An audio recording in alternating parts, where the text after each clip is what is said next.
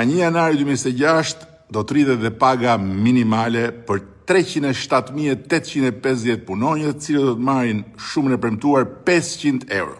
e cila do të jetë para, po jo e vetmja rritje e këtij mandati, ku paga minimale do të arrijë 700 euro. Jo vetëm kaq,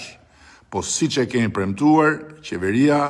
do të subvencionojë për një periudhë 9 mujore me 90 milion euro edhe shtesën e kostos së sigurimeve për të punësuarit në sektorin privat. E pra ja kështu,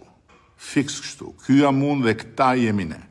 Them dhe themi atë që bëjmë dhe bëjmë atë që themi. Dhe ato 83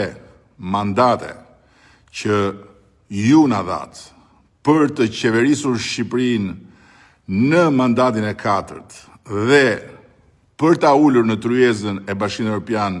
si të barabartë ndër të barabartët, janë 83 arsye më shumë se sa deri dje për të mos fjetur gjumë,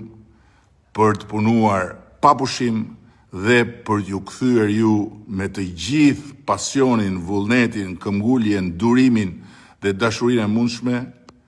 të gjithë atë që ju na dhatë.